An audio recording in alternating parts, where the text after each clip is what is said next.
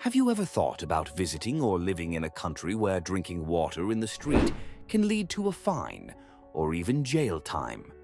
Or where celebrating Christmas is considered a crime? Worse still, where an unmarried couple can be stoned simply for being alone in a closed environment? That's right, and we're not talking about Afghanistan or Iran, and much less a poor place. We're talking about a country with one of the highest per capita incomes on the planet. Today, Bello Mundo takes you to Brunei, a country where power is concentrated in the hands of a single man, a billionaire ruler, extravagant and full of quirks, who has transformed his small kingdom into a spectacle of wealth, contradictions, and fear. Number 1. Location and general information. Brunei is so small that many people cannot even point it out on a map. It is squeezed onto the island of Borneo, surrounded by Malaysia and bathed by the South China Sea. But despite its size, the country is swimming in money. Literally. Thanks to its oil and natural gas reserves, Brunei has one of the highest per capita incomes in the world. Most people work for the government, and citizens pay virtually no taxes. Education, healthcare, and housing are almost free, and the state even provides benefits that would be the envy of any developed country. But all this comes at a price, and not in dollars. The peace and prosperity of the Sultanate come with almost total silence. In Brunei, there's no political opposition or freedom of the press. Sultan Hassan al-Bolkiah, who's been in power since 1967, is the one who calls the shots.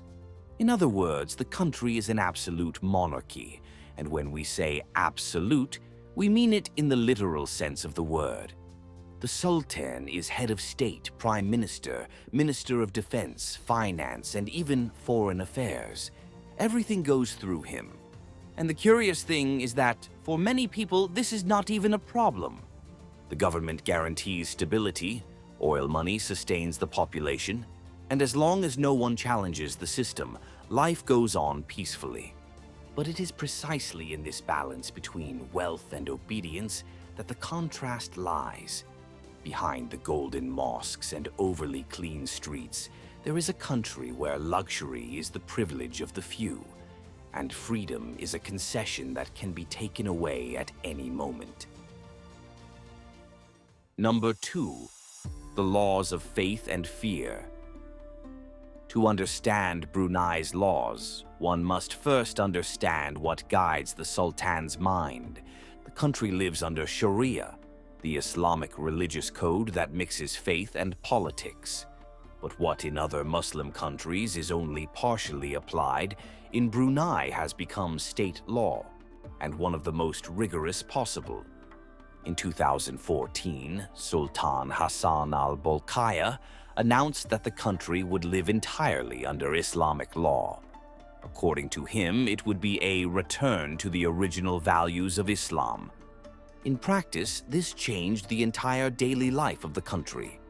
The simple act of talking to someone of the opposite sex, for example, took on a whole new meaning. There is a rule called the law of proximity, or khalwat. It prohibits a man and a woman who are not married or close relatives from being alone in the same environment. If someone reports it, and reports do happen, the religious police may knock on the door, and the case will end up in Sharia court. It's the kind of situation that can even turn a work meeting into a problem. Another rule that affects daily life is fasting during Ramadan, the holy month for Muslims. During this period, eating, drinking, or even chewing gum in public between sunrise and sunset is prohibited. And here's the thing. This law applies to everyone, even non-Muslims. In other words, a tourist who decides to drink a bottle of water in 86 degrees Fahrenheit heat can be fined or arrested. Restaurants and snack bars only open after sunset, and even hotels avoid serving food during the day. In a country where almost everything is controlled by religion, obedience is not an option. It is a means of survival.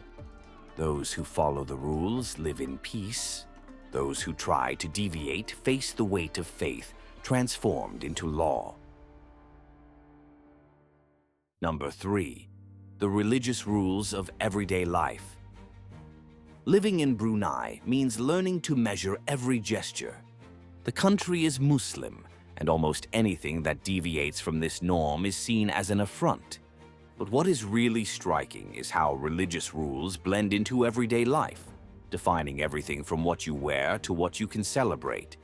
In public spaces, the dress code is taken seriously. Short clothes, low necklines, or anything considered provocative are frowned upon and may result in a warning. For Muslim women, wearing the hijab is common and socially expected, and even foreigners end up adapting to avoid embarrassment. Kissing and displays of affection in public are also prohibited, even among married couples. The concept of decorum in Brunei is so strict that a simple hug can be misinterpreted. Alcohol consumption is also on this list. Brunei is one of the few countries in Southeast Asia where its sale is completely prohibited. Foreigners can carry small amounts in their luggage, but only for personal consumption and within their hotel room. Drinking in public is strictly forbidden. The same applies to cigarettes and, above all, to any type of pornographic material. Mere possession is already considered a crime. And when it comes to religion, control is even more evident. Celebrating Christmas in public, for example, has been prohibited since 2015. The government has stated that displaying Christmas symbols, such as trees, candles, nativity scenes, or Santa hats, could negatively influence Muslims. Those who break the rule can face up to 5 years in prison. Not even Christmas carols are spared.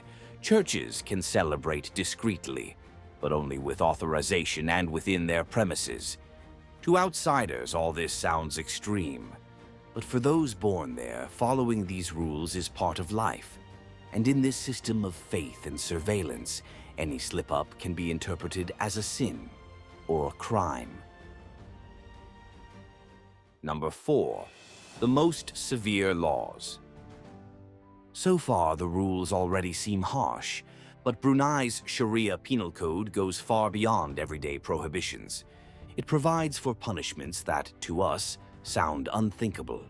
Since 2019, crimes such as adultery and homosexual relations can, in theory, be punished by stoning to death. The same code provides for the amputation of hands or feet for thieves and even flogging for those who commit immoral acts. These measures caused outrage around the world. At the time, there were protests, boycotts of the royal family's hotels, and such strong international pressure that the Sultan himself announced a moratorium, a kind of promise that the death penalties would not be enforced. But they remain written into law. The most controversial aspect is that these rules are not limited to Muslims. Tourists and foreigners are also subject to some of them, especially when it comes to public behavior. And in a country where there is no free press, no one knows to what extent the application is real or symbolic. It all depends on the interpretation of the religious authorities. The Sultan's idea is to create what he calls a pure nation, a state guided by Islamic morality. He himself has stated that these laws are a gift from God to maintain harmony. But in practice, fear is part of everyday life. People avoid talking about sensitive issues, internet access is monitored, and criticism of the government is seen as treason.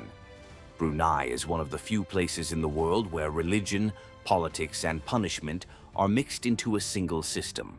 A country that, on paper, claims to protect faith, but in real life imprisons any form of freedom. Number 5. Silence as policy. In Brunei, silence is more than a custom. It's part of the rules of the game. Freedom of expression is practically non-existent, and all media is controlled by the state. Everything that appears in newspapers, on the radio, or on TV must be approved by the government.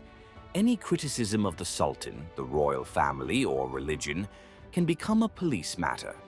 The same applies to the internet. The country has some of the toughest laws in the region when it comes to social media. Messages considered offensive to the monarchy or Islam can result in fines and even imprisonment, even if they are exchanged in private conversations. For this reason, most people prefer not to take any chances. Expressing an opinion has become dangerous, and self-censorship is part of everyday life.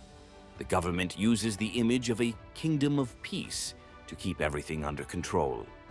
Economic stability, guaranteed by oil, serves as a shield. As long as money circulates and public services function, no one wants to pick a fight with those in power. Those who live in Brunei know that silence is the safest way to continue living their lives. And deep down, that is exactly how the Sultan likes it. And since we're talking about him, it's time to meet the man behind this empire of silence. A billionaire ruler surrounded by luxury, eccentricity, and absolute power. The man who rules, dictates the rules, and lives above them all. Number 6. The Sultan. While the people live under rules that control their every move, the man behind these laws leads a life that defies any notion of simplicity. Sultan Hassan al-Bolkiah, in power for over half a century, is one of the richest and also most eccentric rulers on the planet. Before becoming the most powerful man in Southeast Asia, he was born to rule. He came into the world in 1946 as the firstborn son of the then Sultan Omar Ali Saifuddin, the leader who modernized Brunei and paved the way for independence. When his father abdicated in 1967, Bolkiah took the throne and never left. At first, he seemed like a modern ruler.